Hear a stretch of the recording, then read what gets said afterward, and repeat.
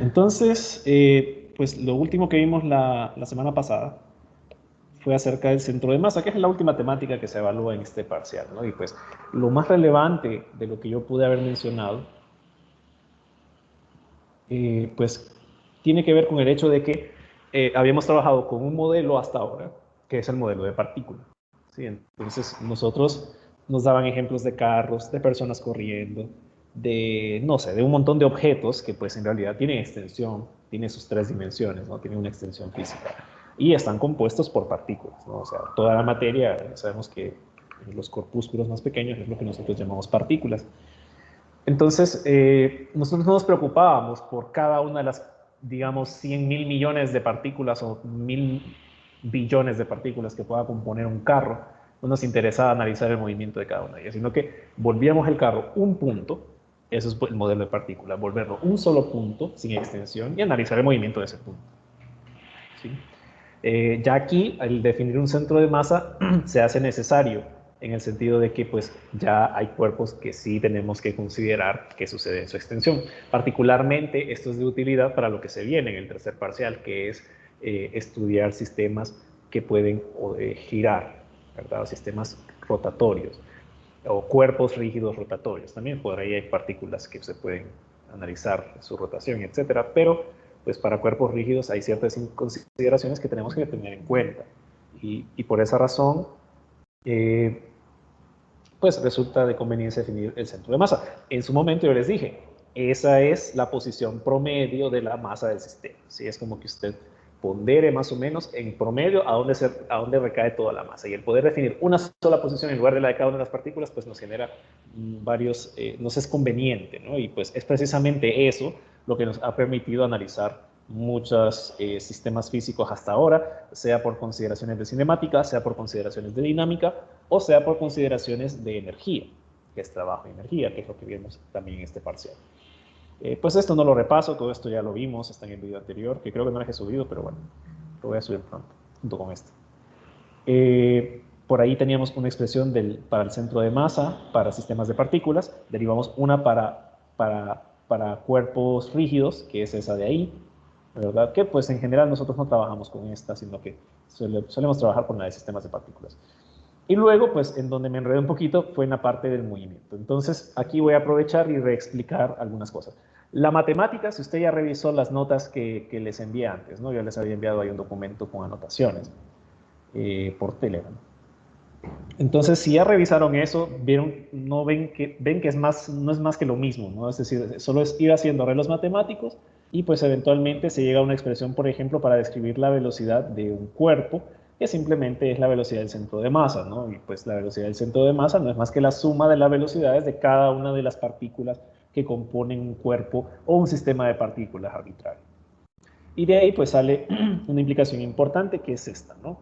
Entonces me dicen que el momento lineal total de un sistema es igual a la masa total del sistema multiplicada por la velocidad del centro de masa. Entonces, para tratar de ilustrar un poquito lo que está pasando ahí, pues usted considere que tiene un carro, asuma que está bien dibujado, ¿no? Que se está moviendo a través de la calle. Este carro evidentemente está compuesto de miles de millones, de billones, de trillones, si quiere, de partículas. ¿Ya? Entonces, es impráctico para nosotros venir y analizar la masa de cada una de las partículas o en este caso, los diferenciales de masa, porque pues es un cuerpo rígido, ¿ya? Que componen el carro. Entonces, ¿qué es lo que hago? Busco la posición promedio de donde recae la masa de todas las partículas, incluidas las personas que podría ser que vayan dentro o la carga que lleve el carro, ¿verdad? Y pues lo que hago es analizar el movimiento de ese punto en específico. Entonces, cada una de las millones de partículas que usted tenga acá, que componen el carrito, ¿no? Todas y cada una de ellas pues tiene masa. Sin embargo, hay un punto promedio, digamos que es acá, ¿sí? En el cual no hace falta que yo analice cada uno de los puntos para poder determinar el comportamiento del movimiento, ¿sí? Sino que yo me voy directamente a este punto de acá, que es el centro de masa, y analizo el movimiento del sistema. Entonces, el centro de masa, si usted tiene que el carro completo se mueve con una velocidad v, permítanme un momentito, que veo que hay algo raro al escribir acá. Déjenme reiniciar, Juan.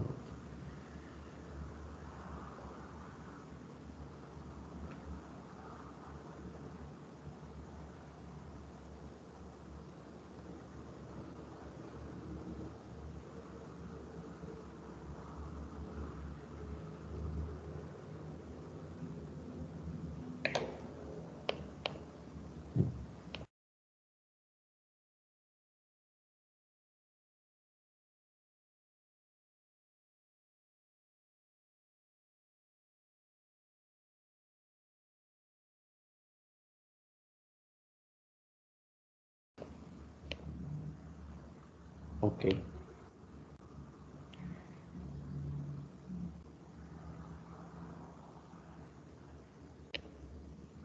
Ok, ven la pantalla, ¿no?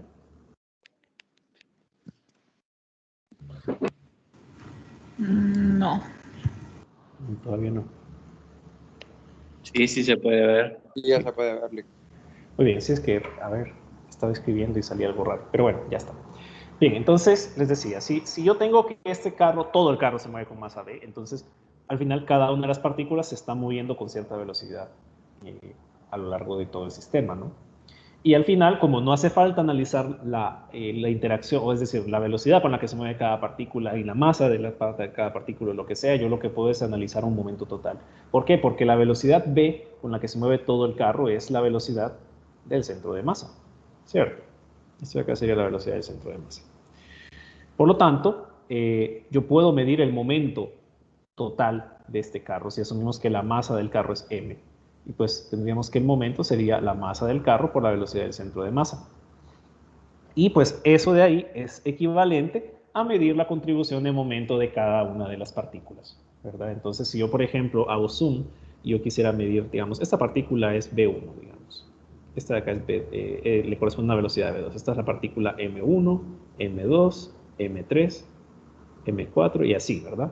Entonces, yo no ocupo analizar el movimiento de cada una de ellas para determinar el movimiento total del carro, ¿sí? Sino que simplemente ocupo conocer dónde está el centro de masa y con eso yo ya puedo determinar el momento lineal, por ejemplo, para un carro, ¿sí? Y el hecho de que yo pueda hacer eso, ¿verdad? Que es lo que se establece acá, que el momento lineal es la masa total multiplicada por la velocidad del centro de masa, es lo que me ha permitido hasta ahora utilizar el modelo de partícula, ¿sí? O sea, yo no me complicaba hablando del centro de masa, sino que volvíamos un solo punto la masa del carro. Pero ya no hace falta. Simplemente pues nos damos cuenta que la consecuencia, lo que me permitía hacer eso, es esta definición, que pues la matemática es bastante simple y si usted analiza, pues llega a ese resultado. No sé si hay alguna pregunta con respecto a esto, velocidad del centro de masa, momento lineal total, alguna duda con respecto a esto.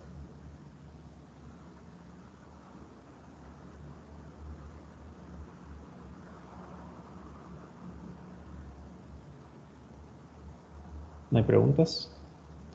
Ok. Eso es para el ejemplo de la velocidad. La matemática que usted aplica para medir, por ejemplo, la aceleración del centro de masa es similar, ¿no? Es decir, es la misma lógica que nosotros tenemos acá. Por eso, pues aquí no hago mucho desarrollo, porque al final, pues es simplemente expandir esto mismo de aquí, ¿sí? Y usted, pues, llegaría a comprobar que la aceleración del centro de masa no es más que la suma ponderada promedio de la aceleración de cada una de las partículas, ¿no? Entonces, es ponderada porque usted debe considerar esta multiplicatoria, ¿no? De cada una de las masas por cada una de esas aceleraciones dividido entre la masa total, ¿sí? Y entonces, ya sabemos que la aceleración tiene que ver con la segunda ley de Newton. ¿Sí? La segunda ley de Newton, que nosotros vimos clásicamente, pues es que la fuerza neta actuando sobre un sistema es igual a la masa por la aceleración. Ahora, fuerza neta, recordemos que es la suma de todas las fuerzas que están actuando sobre un cuerpo. Y pues, si usted tiene un sistema de partículas actuando sobre un cuerpo, bueno, si usted tiene un sistema de partículas, un cuerpo, ¿no? Un cuerpo rígido. Este cuerpo rígido al final no es más que un sistema de partículas, ¿sí?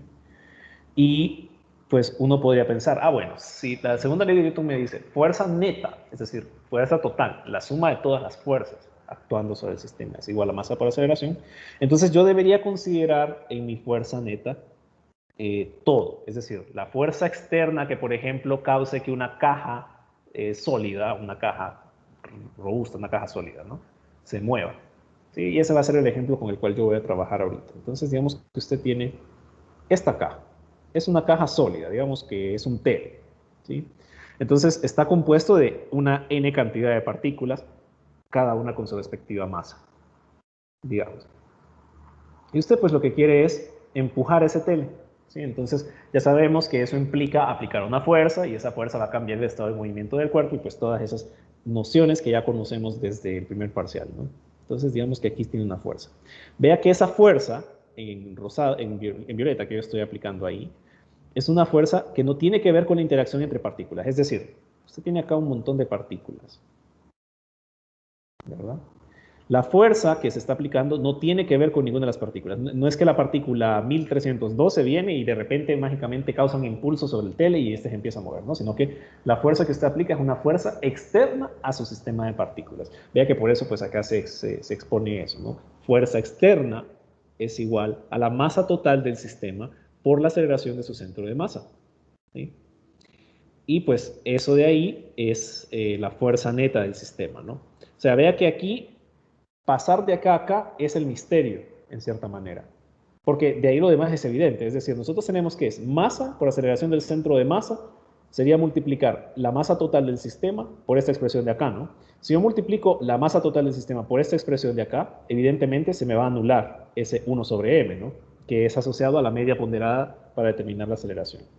Entonces usted tendría que masa por aceleración del centro de masa no es más que la multiplicación de la masa de cada una de las partículas por la aceleración que tiene cada una de ellas. Y pues por la segunda ley de Newton, yo voy a decir que masa de cada partícula, la masa de la partícula 1 por la aceleración de la partícula 1 es la fuerza neta de la partícula 1, ¿no? La masa de la partícula 2 por la aceleración de la partícula 2 es la fuerza neta de la partícula 2. Y de ahí pues se llega a esto, ¿no? Se llega a que la fuerza neta, o en este caso la sumatoria de todas las fuerzas netas asociadas a las n partículas que componen su sistema, ¿ya?, da como resultado la fuerza externa. Entonces, el resultado, les digo ahorita, es extraño, podría sonar extraño, porque uno esperaría que en realidad también se consideren las interacciones que hay entre partículas. Es decir, usted tiene acá un montón de partículas juntas, ¿ya? Un montón de partículas juntas. Y pues tendría sentido hablar de que hay interacciones entre ellas, ¿no? Es decir, por ejemplo, si tiene un montón de protones y electrones que componen su televisor, usted esperaría que haya, por ejemplo, interacción electromagnética entre ambas, ¿verdad? Y más que nada, pues usted esperaría que haya interacciones asociadas a la tercera ley de Newton. Es decir, la fuerza que ejerce una sobre otra es igual a la fuerza que ejerce la otra sobre una en dirección opuesta, ¿no?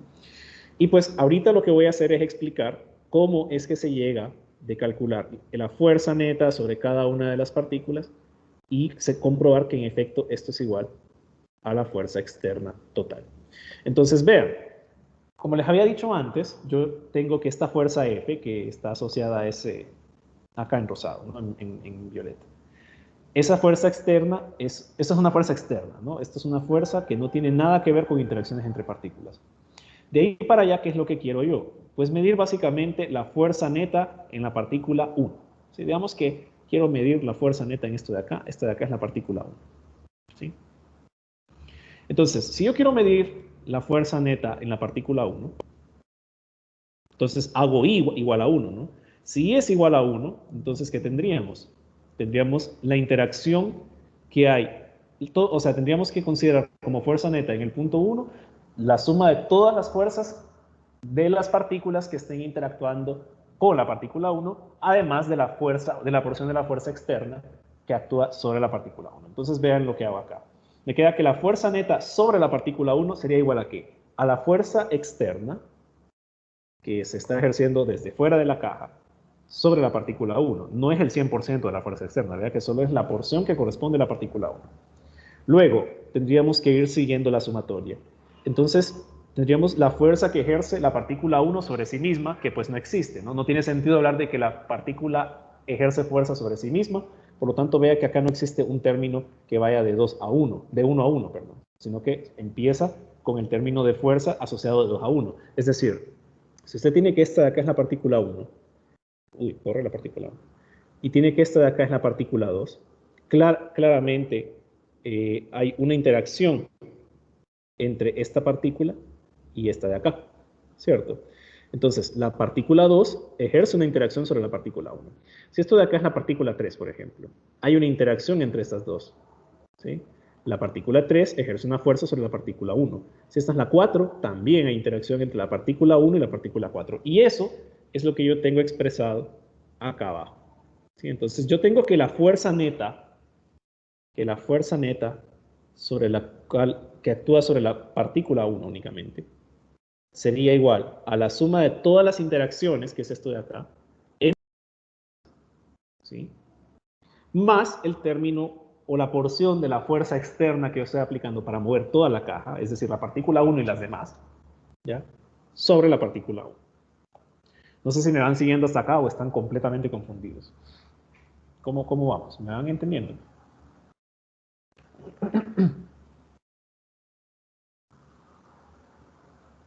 Entonces sería algo relacionado como la sumatoria de todo eso. Al final es la sumatoria de cada una de las interacciones que hay sobre la partícula, porque esa es la fuerza neta, ¿no? Si usted tiene la fuerza neta sobre una partícula, sobre la 1, ¿sí? Entonces debe considerar el efecto de todas las demás sobre la 1. Y eso es lo que yo tengo marcado en el círculo en este momento, o en el óvalo, como lo quiera ver. Pero además, también hay una porción de la fuerza externa para mover todo el sistema de partículas. Porque vea que la fuerza F aplicada no es solo para mover la partícula 1, quiero mover todas, ¿ya? Porque yo quiero mover todo el tele, digamos. Entonces también debo considerar la contribución asociada a ese término, y es este de aquí. Es que ahorita que lo estaba explicando, no sé, acudió la idea del factorial a mi cabeza, entonces no sé si por ahí va la idea. No, el factorial no, porque acuérdense que el factorial es una multiplicatoria en cierta manera. Entonces, no es el factorial. Es más un sumatorio en realidad. Tal como usted dice. Sí, es porque al final esto de acá, pues no es más que, podríamos plantearlo así, no es más que el sumatorio de desde que i igual a 1 hasta n, de la fuerza que ejerce la partícula i-ésima sobre la partícula 1, más el término de la fuerza externa 1. La fuerza externa que ejerce sobre 1. Básicamente eso es lo que tengo ahí. No sé si me van siguiendo hasta acá. Licenciado, y una pregunta. En un trabajo de investigación, ¿cómo hacer esto? O sea, por ejemplo, si queremos hacer un trabajo de investigación de partículas o algo, ¿cómo qué temas podríamos obtener así? O sea, ¿qué conclusiones llegaríamos utilizando esto en un trabajo de investigación? Algo así. En un trabajo de investigación. Bueno, se puede hacer la investigación y la única conclusión acá es que va a tener es que no importan las interacciones entre las partículas propias del sistema, sino que solo importa la interacción entre fuerzas externas y el sistema. Al final, solo es eso. O sea, el fondo es ese. ¿Verdad? Pero en eso estoy, ¿verdad? A punto de comprobarlo. Ajá, sí. Ok. ¿Alguna otra consulta que tengas ahorita? ¿No? Bien, vean que hasta ahorita he analizado la partícula 1. Ahora voy a la partícula 2. ¿Sí? Entonces voy a analizar cuál es la fuerza neta actuando sobre la partícula 2. ¿Sí? Sobre la partícula 2. Entonces, ¿qué hay sobre la partícula 2? Tenemos la porción de la fuerza externa que actúa sobre la partícula 2. Pero aparte de eso, tengo las contribuciones de fuerzas que hay entre todas las demás partículas que componen mi sistema de partículas. Entonces, vean, aquí está la fuerza que ejerce, por ejemplo, la partícula 1 sobre la partícula 2. La fuerza que ejerce la partícula 3 sobre la partícula 2. Vea que no está la fuerza, aquí sería I igual a 1 y aquí sería I diferente de I, ¿verdad? O sea, bueno. Entonces, al punto acá es que vea que nunca está una interacción propia, porque no tiene sentido decir que una partícula interactúa consigo misma. Nosotros definimos que las interacciones siempre son a pares, es decir, cuerpo con el entorno o cuerpo con otro cuerpo, digamos.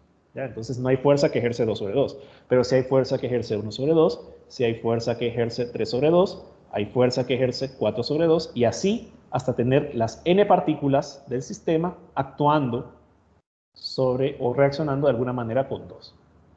¿Sí?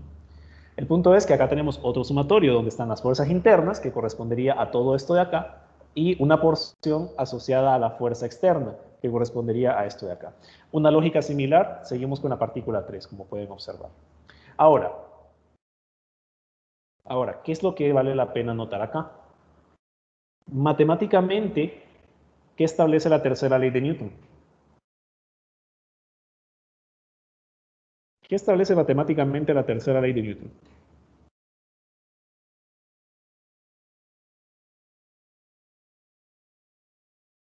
Solo retroceder unas cuantas hojas en su cuaderno.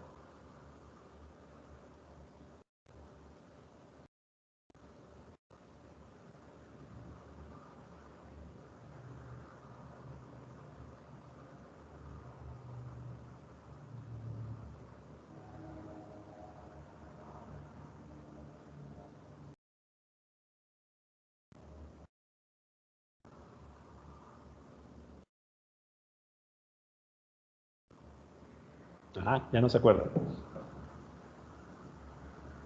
Fuerza, digamos que ejerce AB, ¿a qué es igual? Por tercera ley de Newton.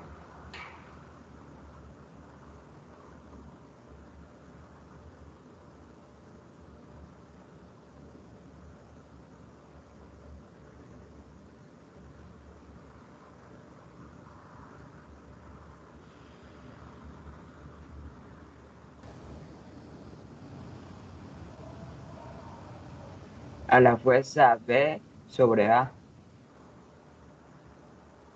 La fuerza que ejerce B sobre A, pero negativa, ¿no? Porque aquí estamos vectorial. Si fuera magnitudinal, ahí sí sería igual. Sí, ¿Ya? sí, opuesta.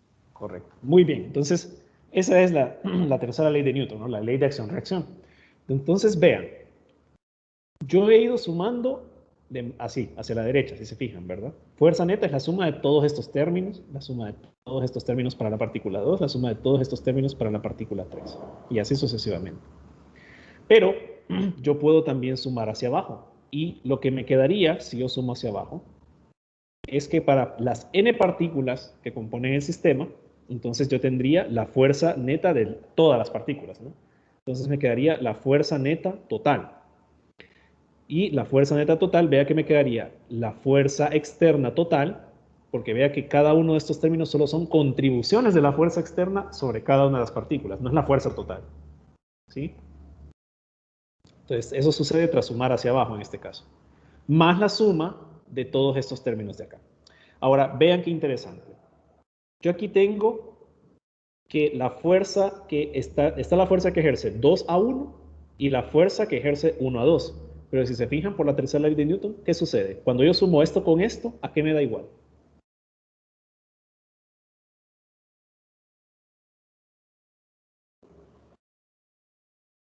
Cero. A 0, ¿verdad? Entonces vean qué interesante lo que está pasando. Tenemos que los términos de interacción en el interior del sistema de partículas se anulan. Es decir, no me interesa lo que suceda entre la partícula 1 y 2, o entre la 2 y 1, o entre la 2 y la 3, entre la 3 y la 1, porque por la tercera ley de Newton se anulan. Vea que eso también sucede con este y este, porque son lo mismo, ¿no? Yo estoy sumando hacia abajo, es decir, estoy sumando estos dos. ¿Ya? Se anulan. Luego, con 4 y 1 lo mismo, ¿no?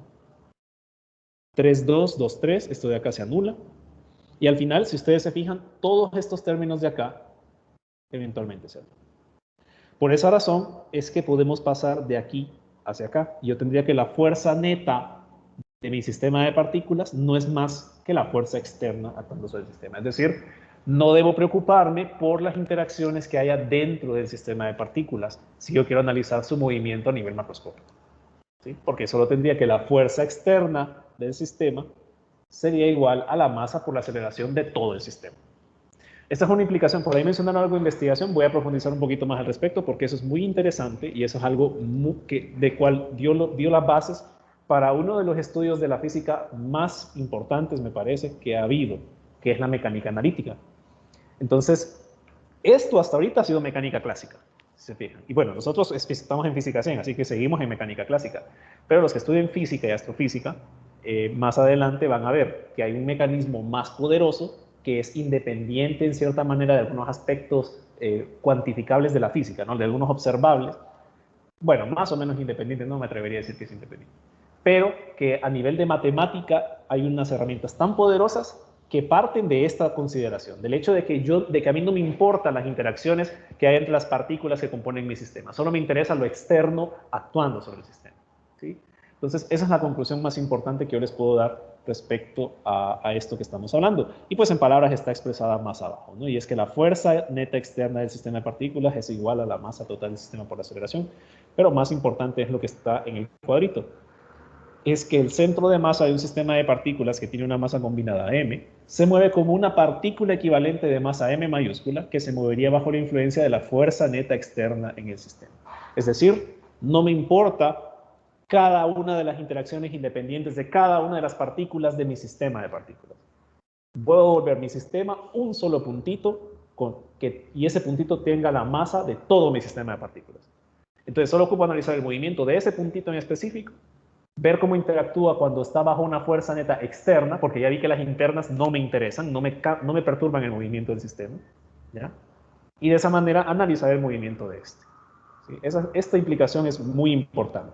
Como les digo, la gente que estudia física, astrofísica, o los que se animen también, pues esto cualquiera lo puede averiguar, sí les recomiendo que averigüen sobre mecánica analítica. O sea, es un mecanismo poderoso. Quizás las ecuaciones den miedo al principio, pero cuando usted las maneja es una maravilla.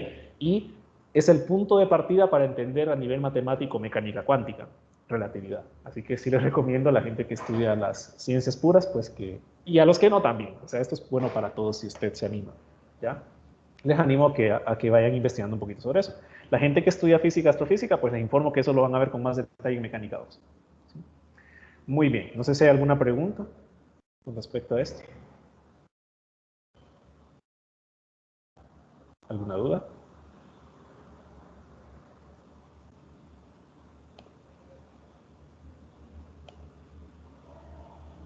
O no hay dudas porque me entendieron muy bien, o no hay dudas porque no me entendieron nada. Asumiré que me entendieron. Licenciado, una duda. ¿Hay algún caso en el que las partículas, por decirlo así, o las fuerzas internas sí intervengan? ¿O sí tengan una gran influencia? Cuando usted está a nivel microscópico, de hecho va a haber el caso en Física 200. Cuando usted estudie la teoría cinética de los gases, ahí sí importa lo que sucede a nivel micro entre ellos, pero es porque es un gas. O sea, a nivel de estado sólido, de un cuerpo rígido, no importa, porque las partículas ya están muy juntas, entonces todas esas interacciones ya default se anulan. Pero si está en un sólido, en un gas, analizando un gas, o podría ser que incluso un líquido, ahí sí. Entonces, pero es porque usted su sistema lo vuelve más chiquito y lo vuelve solamente en el contexto de lo que sucede entre las partículas. Ahí importa. Pero para un cuerpo rígido no importa. Sí, porque creo que, por ejemplo, como cuando algo se está incendiando, es porque las partículas se mueven más rápidamente, de imaginar. Correcto. Correcto. En ese caso, porque cuando usted tiene un gas, entonces ahí usted lo que tiene es... tiene muchas partículas que en efecto se están moviendo muy rápido, que están muy dispersas entre sí.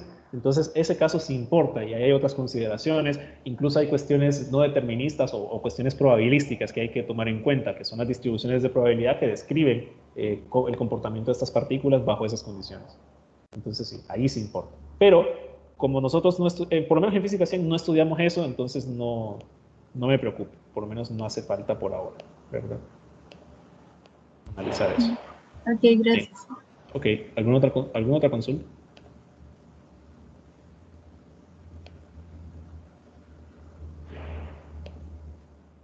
Okay. Sí les recomiendo a la gente que estudia ciencias puras, léanse un poquito acerca de la mecánica analítica, por lo menos para entusiasmarse, ¿no?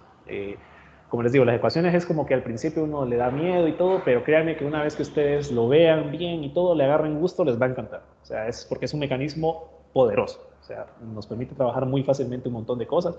Incluso nos permite trabajar cuando haya fricción por ahí. O sea, es una cuestión maravillosa.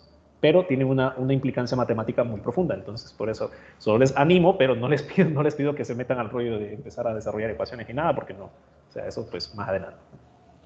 Muy bien, vamos a hacer un problema acerca del centro de masa. O sea, yo hablé del movimiento porque, bueno, a mí me gusta siempre que estén empapados de todo el contexto posible, pero en general nosotros no vamos a estudiar eso, porque en cierta manera ya lo hacemos con todos los problemas que ya hemos trabajado hasta ahora. Entonces vamos a hacer uno solo para determinar el centro de masa y van a darse cuenta que es una de las cosas más simples que pueden haber.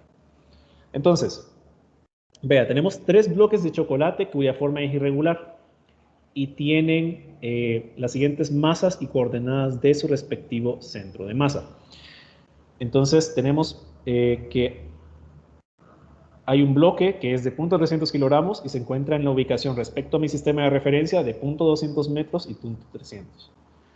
Otro bloque mide 0.400 kilogramos, está en 0.100 y en punto negativo 0.400. Y el otro mide 0.200 kilogramos de masa y está en la ubicación menos 0.300 y positivo 0.600. Entonces, ¿qué es lo que voy a hacer en principio? Pues es definir un sistema de referencias que me sirva para poder describir lo que me están diciendo ahí. Y aquí pues voy a usar las cuadrículas porque si no nos vamos a confundir. Ok. Entonces...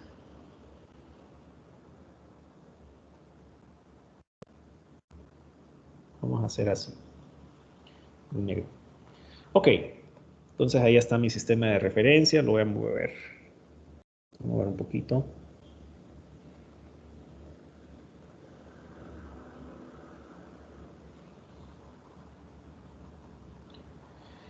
Entonces, yo no voy a dibujarlos por los bloques de chocolate como tal, porque su forma me dice que es irregular. Es decir, como bien puedo dibujar un cuadrado, puedo dibujar una figura amorfa. Entonces, lo que voy a hacer es marcar la ubicación del centro, la ubicación de cada uno de ellos en forma de un punto, ¿sí? Entonces, me dicen que la primera porción, vamos a definir que esa va a tener una masa M1, es de 0.300 kilogramos. Entonces, M1 me dicen que está en la coordenada 0.200 y 0.300. Entonces, vamos a definirlo así. Aquí son 0.100, 0.200, 0.300, 0.400.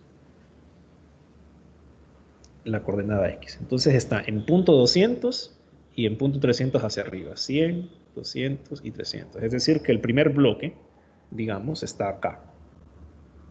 Digamos que tiene esta forma. Es amorfo. Entonces tiene esa forma ese bloque de chocolate. Uy, qué raro ese chocolate. Pues ni modo. Ok. Segundo bloque es de 0.400 kilogramos. Bueno, aquí lo vamos a marcar en verde porque pues así lo había puesto. Segundo bloque es de 0.400 kilogramos. Vamos a decir que la masa es M2. Y ese bloque se encuentra en las coordenadas 0.100 y negativo 0.400. Es decir, 1, 2, 3, 4. Se encuentra aquí, ¿no? Entonces, esto lo vamos a hacer triangular. Asuma que es un toblerón. Este es el bloque de chocolate. Aunque es una forma irregular, entonces lo vamos a hacer mejor así. Y un tercer bloque, su masa es de 0.200 kilogramos.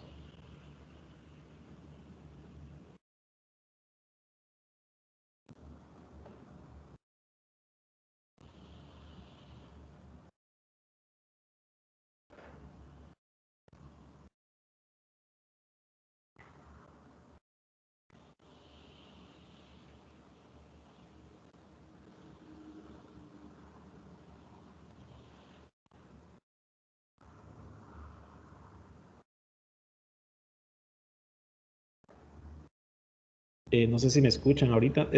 ¿Ven la pantalla? Tuve un problemita con la tablet. ¿Me escuchan? Ahora sí, bueno, este primero. Sí. Ahorita ok. Sí, le Sí escuchamos. se escucha. Ok, perdón. Ok, sí, es que tuve un problemita con la tablet, perdón. Ok, entonces decía, hay un tercer bloque cuya masa es de 0.200 kilogramos. ¿Sí?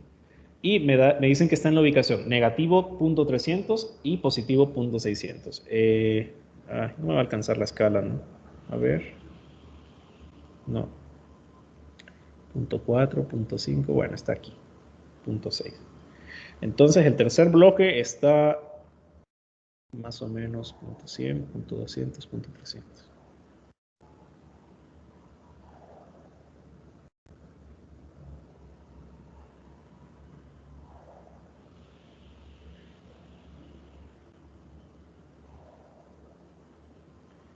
El otro bloque está aquí, ¿verdad?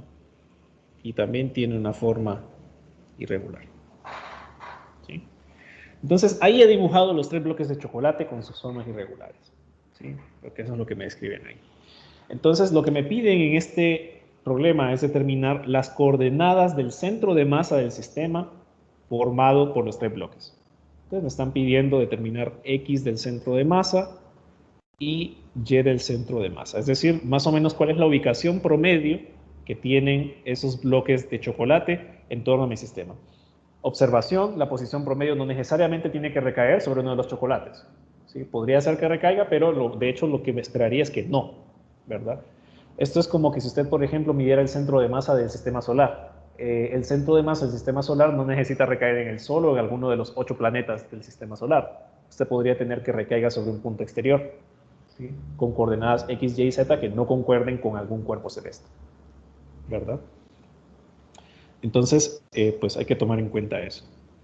Y lo que voy a hacer es simplemente calcular esas posiciones, ¿no? Entonces, todo es cuestión de usar las fórmulas. Se van a dar cuenta que pues no es nada difícil. Ok, entonces, si yo quiero calcular la posición en X del centro de masa, lo que debo hacer es el sumatorio desde igual a 1 hasta la n cantidad de partículas de la masa de cada una de ellas por su posición en X, dividido entre m, donde m mayúscula, recordemos, es la sumatoria de todas las masas de mi sistema de partículas. Entonces, vean, si yo quiero calcular la posición del centro de masa para este sistema, me quedaría ¿qué? Pues yo tengo 3 partículas, me quedaría entonces m1 por la posición x1 respecto del sistema de referencia. El sistema de referencia para calcular el centro de masa es muy importante definirlo. Acá está muy fácil definirlo, hay problemas en los que no va a ser evidente, pero usted debe definirlo, ¿ya? Más la masa 2 por la posición x2, más la masa 3 por la posición x3. Si hubieran sido 4 bloques, me faltaría m4 por x4 y así sucesivamente, ¿no? Pero como solo son 3, pues ahí queda mi sumatorio. Dividido entre la masa total. La masa total es m1 más m2 más m3. Por lo tanto, tendríamos que la posición del centro de masa va a ser igual a ¿qué? A m1, que son 0.300 kilogramos, por x1. M1 recordemos que es esta, M2 recordemos que es esta de acá, y M3 es esta de acá. Entonces, ¿cuál es la posición X1? ¿Qué posición le corresponde en X a la masa M1, conforme al sistema de referencia?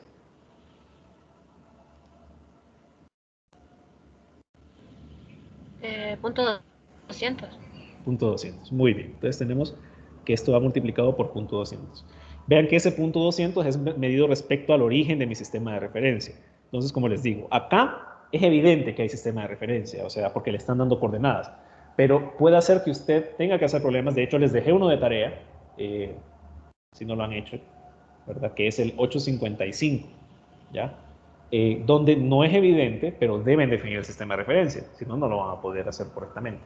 O pueden copiar el solucionario, ¿verdad? Y engañarse solos, pero pues no es ese el chiste, o sea, la idea es saber entender las cosas, ¿no? Entonces, desde ya les digo, en ese problema que les he asignado tarea, deben utilizar su sistema de referencia. Muy bien, entonces nos queda eso de ahí. Más M2, que es 0.400 kilogramos, por X2. ¿Qué posición en X le corresponde a la partícula M2?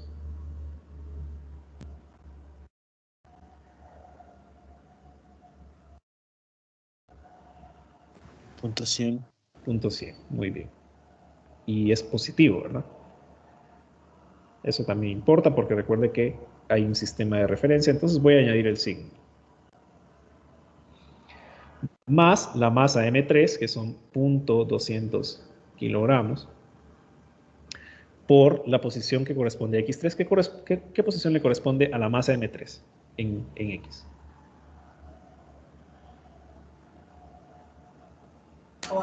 Negativo 3. Va a 0.3. Negativo 0.3, muy bien, correcto. Entonces me quedaría esto de aquí, ¿no? Dividido entre la suma de las masas. Que sería, bueno, M1 más M2 más M3, o sea, 0.3 más 0.4 más 0.2. Entonces, calculen eso, por favor, a ver cuánto les da igual la posición en X del centro de masa. 0.04444444. ¿Positivo? ¿Positivo o negativo? Positivo, sí, positivo. Ok, entonces vean. Positivo, Lick. Ya tenemos la coordenada en X del centro de masa. Y no recae con ninguna de las masas, como pueden darse cuenta. Pero podría ser que la de Y sí. Entonces vamos a calcular ahora la de Y. No sé si hay alguna pregunta hasta ahorita con respecto a esto. ¿Hay alguna duda?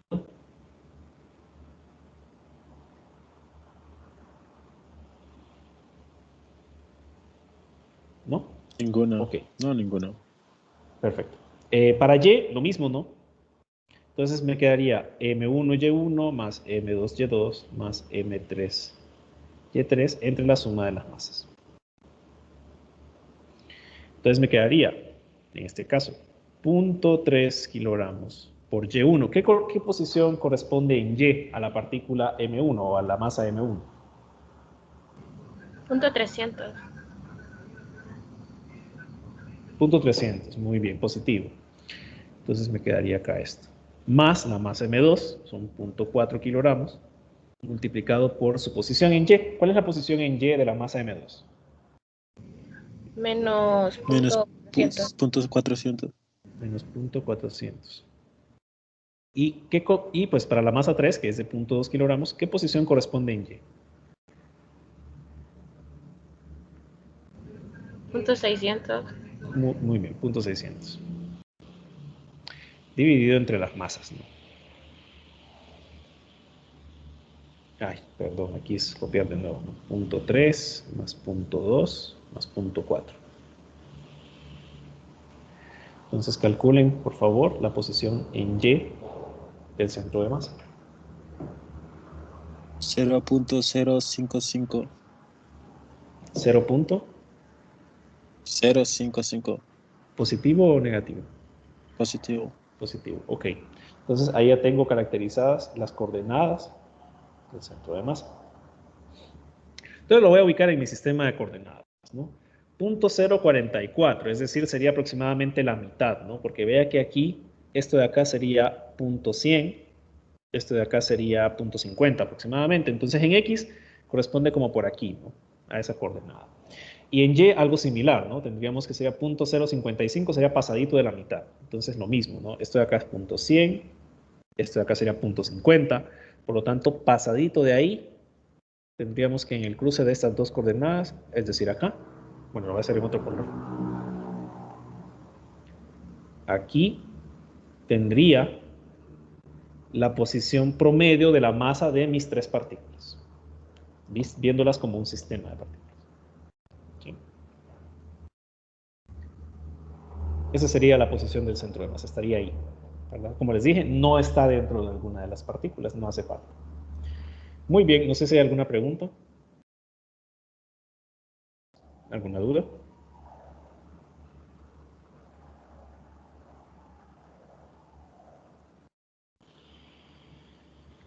Bien, quiero expandir este problema un poquito para aprovechar los 13 minutos que quedan de clase y lo voy a expandir un poquito más. Añadamos una cuarta masa, ¿sí?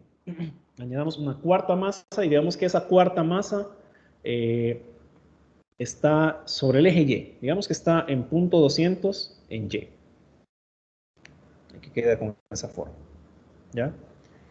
Entonces, si yo añado esa cuarta masa, vea que mi término va a cambiar, es decir, tendríamos que mi sumatorio va a correr hasta 4, no va a correr hasta 3, como es el caso aquí. Entonces yo tendría que, pues, esto de acá, lo voy a hacer incluso en rosado para ponernos en el contexto de esa nueva masa, ¿no? O sea, es el mismo problema. Ah, no le he dado valores, por cierto. Esto de acá es M4. Vamos a decir que la masa de M4 es de 0.1 kilogramos. Y bueno, las coordenadas claramente son 0 y 0.200 en Y. Entonces, cambia mi sistema y me quedaría acá M4 por X4. Entonces, tendríamos que añadirle ese nuevo término a mis cálculos para poder determinar el nuevo centro de masa de mi sistema. Evidentemente, si yo añado una partícula a mi sistema en otra ubicación, estoy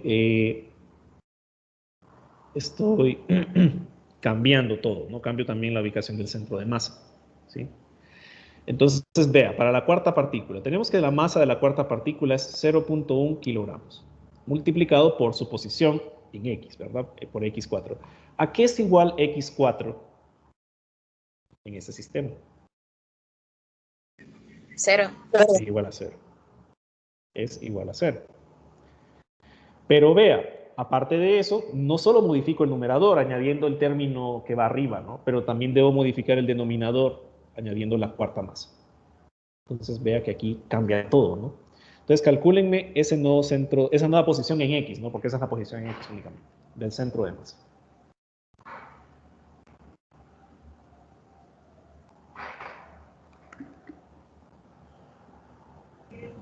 Cuando usa la notación Cero- matemática para describir eso, se cero dirá pun- más complejo que ahora.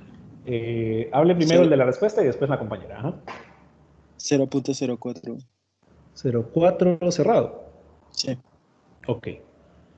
Perdón, aquí serían metros, ¿no? Muy bien, hoy sí, dígame. ¿Todos los ejercicios llevan este tipo de procedimiento o algo parecido? En Con respecto al principio, tema. los que le podían evaluar, sí. La verdad es que sí. No se les pone lo otro, que lo último que les enseñé no se les pone porque no, ya lo hacen. O sea, ustedes en realidad ya lo están haciendo cuando resuelven los problemas. Así que sí, en principio, lógica que siguen todo. Ah, ok. Bien. Bien, ¿alguna otra consulta? Bien, si no, hagamos la parte de Y y de ahí voy a añadir otro enunciado más a mi situación. Entonces, para Y,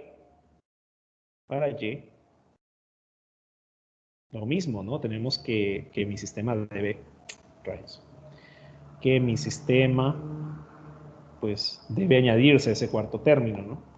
Entonces me quedaría acá más M4 por Y4, acá me quedaría más M4. Entonces vea que al añadir el cuarto término me quedaría 0.1 kilogramos por la coordenada en Y. La coordenada en Y la asignamos en 0.200, ¿cierto? ¿Lo ven? 0.200. Y pues aquí habría que añadir 0.1 kilogramos. Entonces calculen por favor la posición en Y del centro de masa.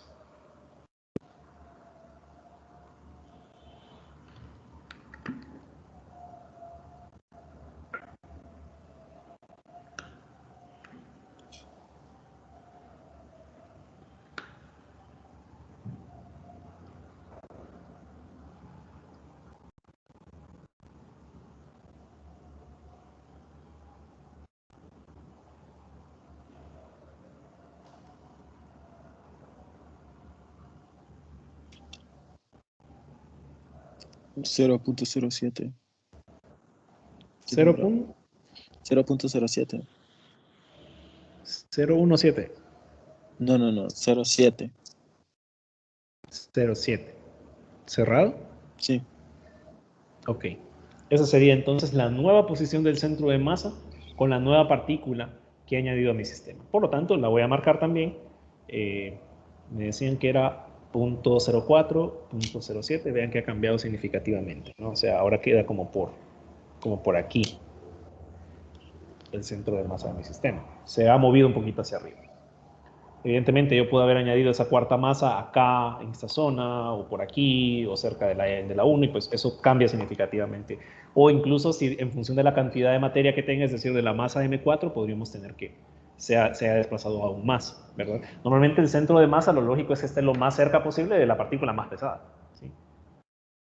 En este caso, pues no se evidencia porque no hay, o sea, todas son más o menos proporcionales, ¿no? Y por la forma en que están distribuidas, pero entre donde estén más pesadas o donde haya más partículas cerca, por ahí debería estar el centro de masa del sistema.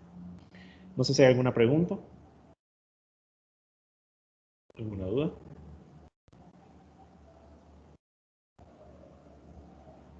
¿No? Bien, otra cosa más. Digamos que ahora, en vez de pedirme las coordenadas del centro de masa, me pidan cuál es la distancia que hay del centro del origen de mi sistema de referencia al centro de masa, ¿sí? Entonces es muy fácil, ¿no? Porque si usted quiere la distancia del origen de su sistema de referencia hasta el centro de masa, por ejemplo, simplemente basta con medir de acá, ¿no? Pero vea que usted ya conoce este cateto de acá que corresponde a la posición en X del centro de masa y conoce este cateto de acá que corresponde a Y del centro de masa. Entonces, ¿qué es lo que ocupa? ¿Qué es básicamente lo que le están diciendo cuando le piden medir la distancia que hay desde el origen de su sistema hasta el centro de masa? Lo que le están pidiendo es básicamente dar la magnitud del vector que llamaremos, y lo voy a borrar esto de acá, R del centro de masa. Básicamente eso es lo que le están pidiendo determinar. ¿Cuál es la magnitud de ese vector? Entonces, R del centro de masa, es decir, el vector de posición del centro de masa, no es más que la suma vectorial de sus componentes, es decir, x del centro de masa en x más y del centro de masa en y. Eso aparece en las fórmulas de las notas que yo les mandé, de hecho. ¿Ya? Por lo tanto, para nuestro contexto, R del centro de masa es 0.04 en x más 0.07 en y. Entonces, si yo quisiera calcular la magnitud de ese vector, pues ya sabemos, ¿no? Aplicar teorema de Pitágoras. Tendríamos que esto al cuadrado sería x del centro de masa al cuadrado más y del centro de masa al cuadrado. Por lo tanto, tendríamos que la distancia o la magnitud del vector de posición del centro de masa sería la raíz cuadrada de, en este caso, 0.04 metros al cuadrado más 0.07 metros al cuadrado.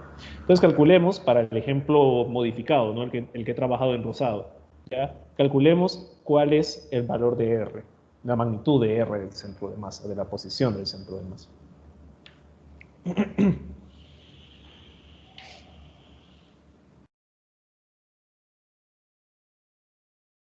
0.81 metros. 0.81 metros. Esa sería entonces la magnitud de ese vector. Muy bien. No sé si hay alguna pregunta hasta ahorita. ¿Alguna duda?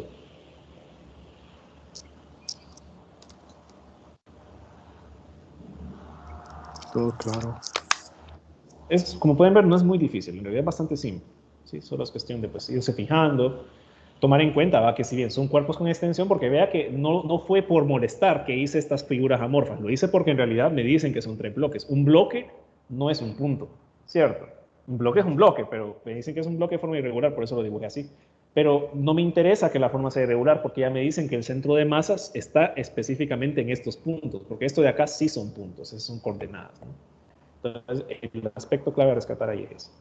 Para finalizar y para aplicar lo otro, ¿verdad? Digamos que me dicen que todo este sistema se mueve, perdón, no lo seleccioné correctamente. Todo este sistema se mueve, digamos, se puede mover así, y se mueve con una velocidad, digamos, me dicen que la velocidad del sistema puede ser igual a ¿qué? A 2 metros por segundo. Entonces, le piden calcular el momento de ese sistema. Es muy fácil, como pueden darse cuenta. Tendríamos que el momento del sistema sería la masa total del sistema por la velocidad del centro de masa, que en este caso me la dan como un dato. Entonces me quedaría que el momento para ese sistema de 4 partículas sería la suma de todas las masas, es decir, 0.3 más 0.4 más 0.2 más 0.1 multiplicado por la velocidad del centro de masa. Y con eso, ¿qué obtengo? El momento total de mi sistema, ¿no? Entonces calculen, por favor, a cuánto sería igual el momento total del sistema. A ver, 4 y 2, 6, 7 y 3. Simplemente es 2, ¿verdad?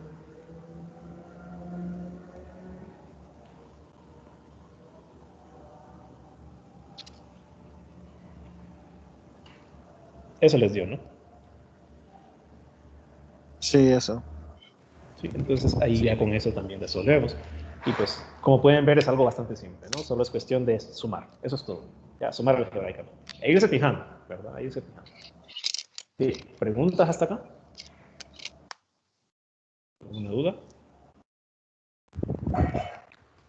Lick, yo tenía una duda. Sí. Bueno, tuve un problema de conexión y se me surgió una curiosidad. ¿El centro de masa puede variar si se le aplica alguna fuerza? No, ese no varía con fuerza. El que varía con fuerzas, y bueno, no tanto con fuerza, sino con la interacción gravitacional, es el centro de gravedad. Es decir, que más o menos alguien ya me había hecho una pregunta, que por ejemplo, si alguien está acostado versus que esté de pie o que esté sentado, varía el centro de masa. La respuesta es que el centro de masa no varía, pero sí el centro de gravedad, por la forma en cómo está distribuida la masa a través de un campo. Entonces por ahí va también la pregunta. Muy bien. Gracias, licenciado. Bien, a la orden. ¿Alguna otra consulta? ¿No? Muy bien, entonces mañana no vamos a hacer el repaso que hacemos regularmente porque no hay tiempo, es decir, ponemos a trabajar en grupo, porque mañana es el examen. Así que mañana preséntenme las dudas que tengan de la tarea que se les ha asignado, ¿no?